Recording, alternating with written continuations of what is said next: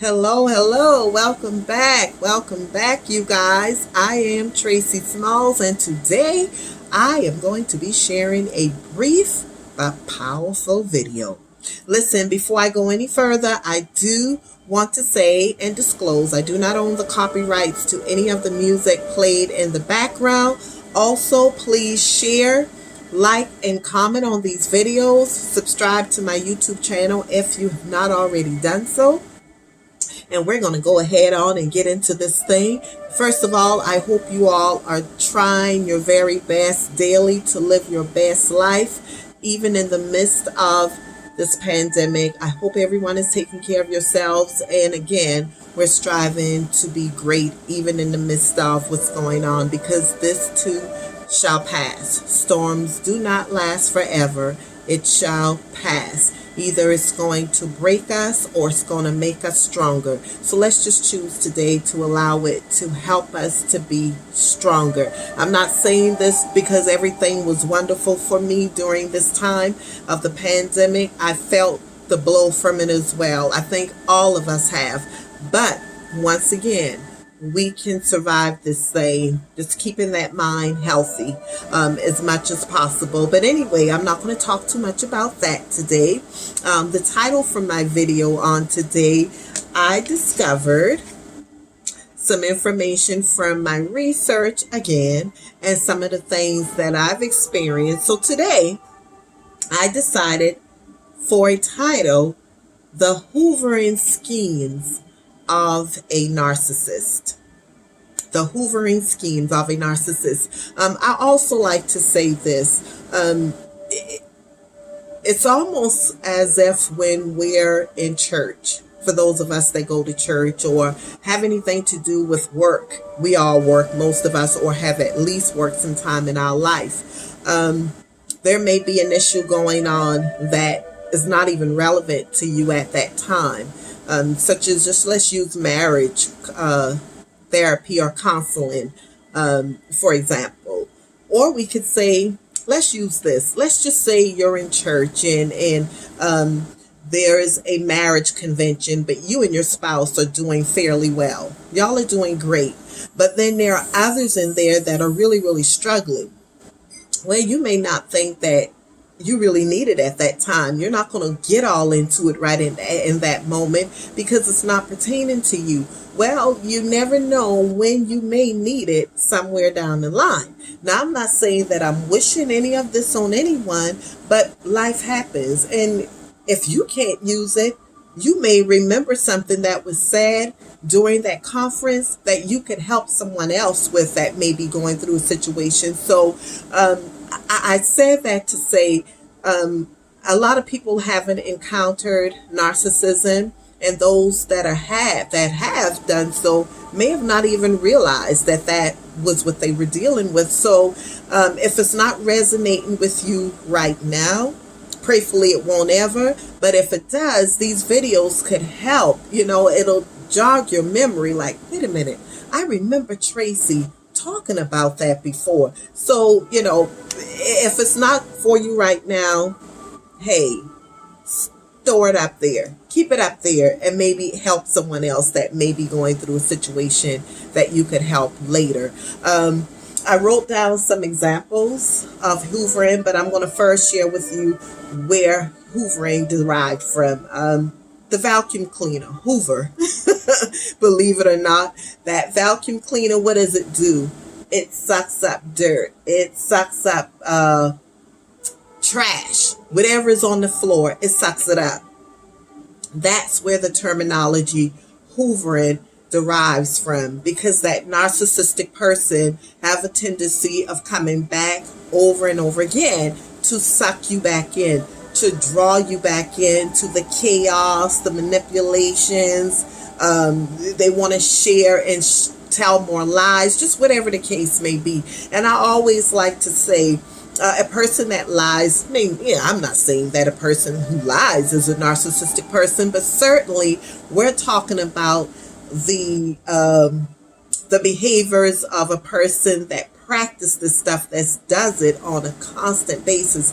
This is what we're referring to when we're speaking about a narcissistic person. So you just want to make sure that you're not saying that everyone that tells a lie is a narcissist. We all know that that is not the case. Now, with some of these examples that I'm going to be sharing, there are some people who are genuinely, when I tell you genuinely, sorry for the things that they have done. But I believe that if you're going to accept that apology, I think, forgiveness, that is something that we all should be doing, because it's not for that other person. It's not to take away what they've done. It's not to downplay what they've done, but it's for us. That forgiveness is for us so that we can move on and heal. However, with the same token, there are some people that are really, really, really sincere when they apologize. And I think before truly believing that this person is sincere, you should see the actions of this person being sincere. I've heard this time and time again. Pay more attention to what people do versus what they say, because what they're doing is going to tell the story. So they could lie as much as they want to. They could come around and attempt to apologize and mean you harm when they're really not sincere. They may still be lying, still trying to play around, but time will tell that story. So just because they've apologized, this narcissistic person, don't allow them to creep back into your life like that. No, we're not going to do that. That could be a very dangerous situation for you. It could be dangerous to your physical health. It could be dangerous also to your mental health, because some of them are physically dangerous. They really are. So you have to be very careful when you're allowing these folks to come back into your life once you've discarded them, or if they've walked away for whatever crazy reason. They've decided to walk away. Most times they walk away to punish us. They walk away because they want you to run behind them. So there are many ways, or many reasons, I should say, why they would walk away. But don't fear. They are going to come back around. And that's where this hoovering comes in at. So I'm going to start with number one, because we definitely don't want them to get us caught back up into their web of lies, the manipulation, and whatever else they were doing. We don't want that to happen. You do not want that to happen. Trust me, you don't. So one of the first things, and this is a line that a lot of men and women use: I miss you.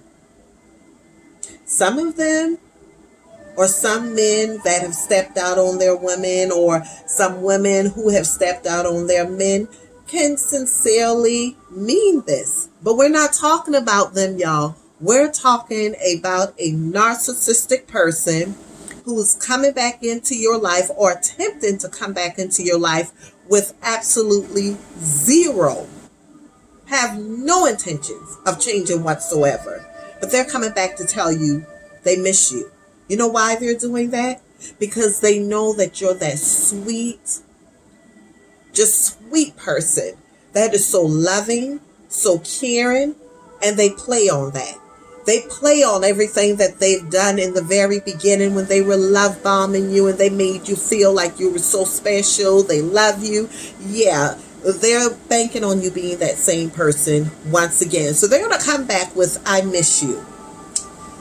They're just circling back around. It's just your turn again. I think it's a game called musical chair, and you're bouncing from chair to chair. When they come back with I miss you, it's just your turn again. So be careful. And then another one. Can we talk? What are we going to talk about? What do you want to talk about? I think what you should be telling them to talk about when they tell you they want to talk, go back and talk to all of those folks that you bashed me around and smeared my name or your name. Go back and talk to those people. Tell them, go back and talk to them and tell them, I lied. He or she did not do any of those things that I accused them of. Let's see how sincere they are then, when they could go back to mama, daddy, sister, brother, all of the cousins, the uncles, whoever would listen to them. Let's go back and tell them to go back and tell those folks, I lied. See if they would do that. I bet you that would nip them in the bud real quick. And another thing that they would do. You all may know some of the same people, of course, especially if you've been in a long-term relationship with them. They would use any situation to get back in touch with you. It could be the death of a loved one that you know very well. Oh, I'm just giving you a call to tell you that this particular person passed. Or, oh, I'm just calling to tell you that Sue got married last week. You know, y'all may be real close friends. I just wanted to tell you that any crack that they could find to creep their way back into your life, they will try it. They will try it. It doesn't matter what it is. Listen, they would go to any extreme to get back in touch with you. They really would.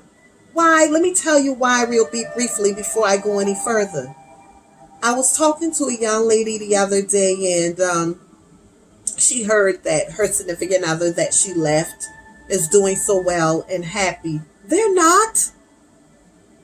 They are not doing as, and I've said this in several other videos, they are not doing as well as they would like for us to think they are doing. It's just not the case. How could you truly be happy when you're bouncing all over the place from this person to that person? That will wear a person the hell out after a while. There's no way in the world you could be happy. So stop putting this in your minds, people, that they're happy without you and they've moved on. No, they're not. So let's just be clear about that. So when they come back, they're coming back to test your boundaries for them and what you would allow them to do. They could tell it in your tone, the tone of your voice. Anything. Listen, they pay close attention to what's going on with you. Whether you believe it or not, they're watching. They're watching. Oh, and this is a prime one. Months could pass. They would probably reach out to you with some foolishness. I heard you were talking about me. Knowing that they've went out and bashed you from the rooter to the tutor. But now all of a sudden, you heard, or they heard, you were talking about them. That's just the means of opening conversation. They would try to get attention from you by any means necessary, people. Don't let them trick you like that. Be wise and be extremely careful with this. Or they pocket dialed you. Oh, I didn't mean to call you. Oh, okay, then I'll talk to you. Oh, but wait a minute. How are you doing, by the way? Really? They pocket dialed you. Don't believe it. Or they'd call, let the phone ring a couple of times and hang up. Chances are you will dial them back and say, hey, did you just call me? Or in other words, some of us that are still angry, what the heck? What do you want? You know, it varies. You know, and I'm not making light of it, because when someone hurts you, you have every right to be upset. But how long will you hold on to it? You gotta let that stuff go. It tears and digs at the inside of you. You have to be able to let that stuff go. It's a daily process until you get them completely out of your heart and mind. You have to work on that thing and practice being healthy once you've left a narcissistic person. I'm telling you, you have to practice it, because when they're coming back with that hoovering, they're coming back stronger than they left or when you left. They're coming back hard. They're coming back with a vengeance. Why? In my opinion, especially when you leave them, it's like, oh no, she didn't. But I'm going to show y'all better than I could tell you guys how easy it'll be to get her back, or how easy it'll be to get him back. So let me tell y'all something. I can't stress this enough. I cannot stress this enough. Do not allow a narcissistic person to hoover you. Do not allow them to suck you back in. A person who is sincerely apologetic for what they've done would come back humble. They would come back to you apologizing and basically almost as if they're a slave to you. Not in the sense to where you're picking cottons or no. We're not talking about that. I'm talking about them being willing to do whatever it takes away from you to prove to you just how sincere they are about their apology.